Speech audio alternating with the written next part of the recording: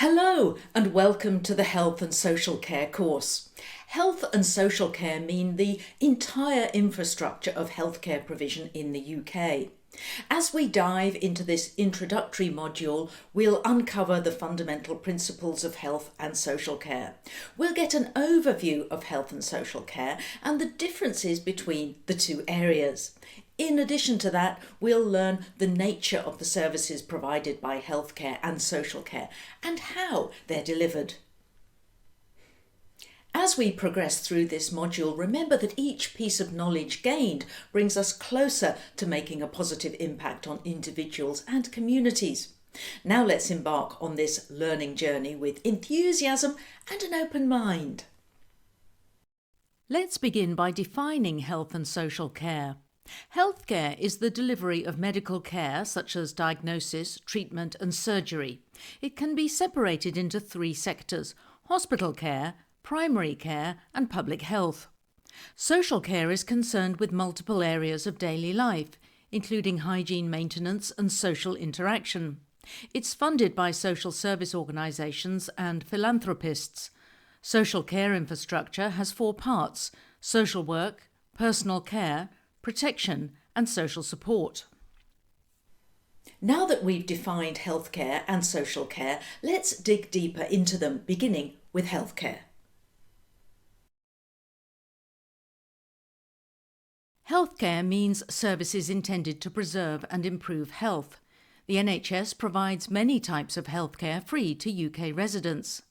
The patients have rights relating to healthcare, including the right to give or withhold consent for treatment. They also have the right to information and to access their medical records. Patients have the right to choose between healthcare options. They can select their GP practice, doctor, nurse, and choose to change hospitals.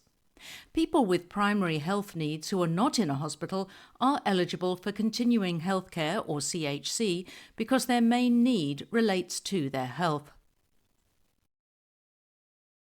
So now the question is, who provides healthcare?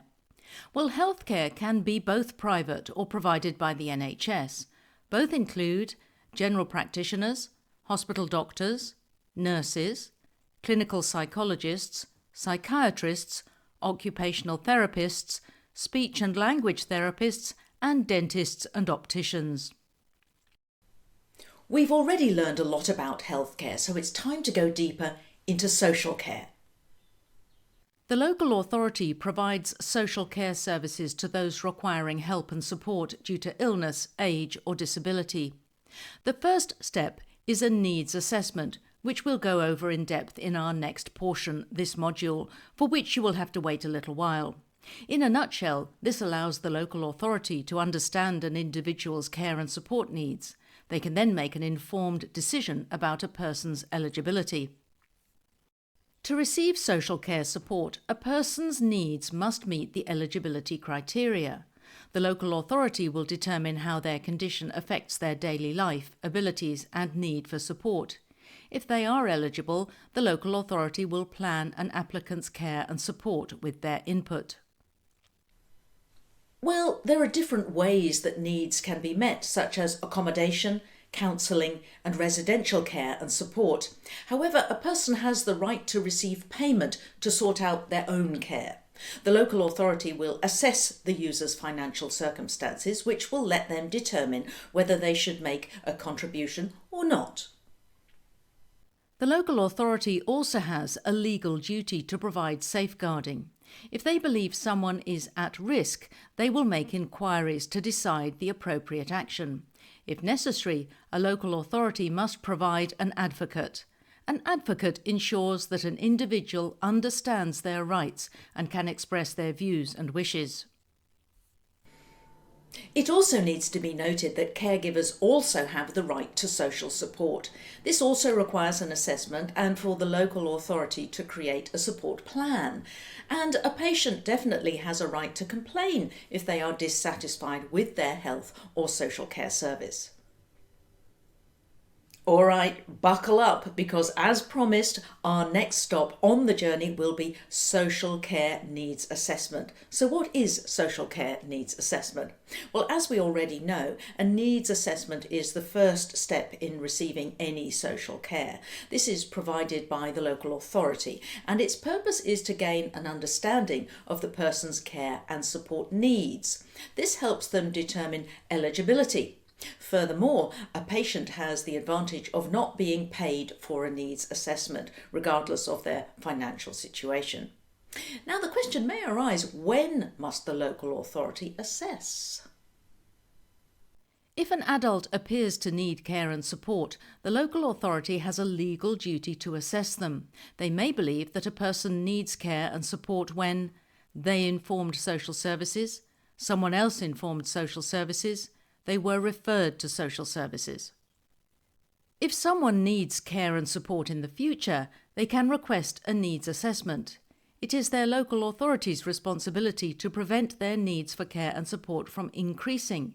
Even if a patient's needs for care and support appear low, their local authority still must assess them. Now that we've established who does needs assessment and when they must do so, let's look at who's in charge of providing social care. Once again, providing social care and support is the responsibility of a local authority, which is sometimes called a council. Local authorities may provide these services, pay private companies for them, or make direct payments to a patient for purchasing services.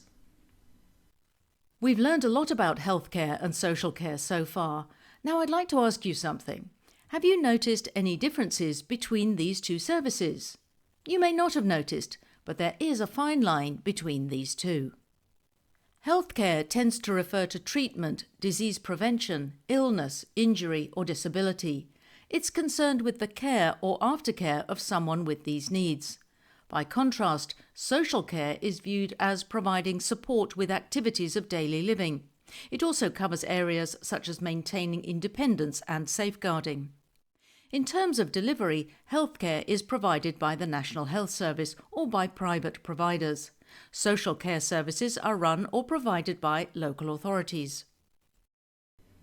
We're almost done with this module, but before we conclude, I'd like to highlight the significance of health and social care as a career.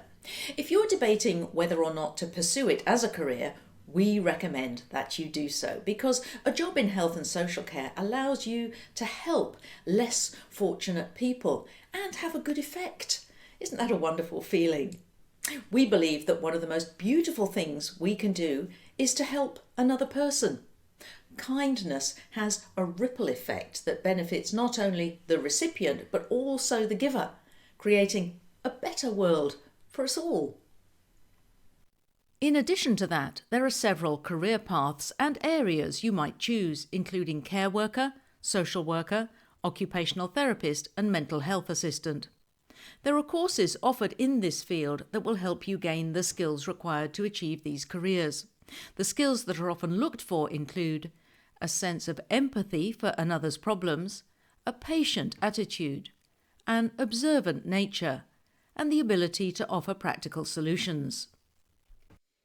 So we've reached the end of this module. In this module, we learned the fundamentals of health and social care, and we hope that you have already made your ultimate decision to pursue a career in health and social care. So stick with us to the end. Let's move on to our next module, which is all about communication. See you there.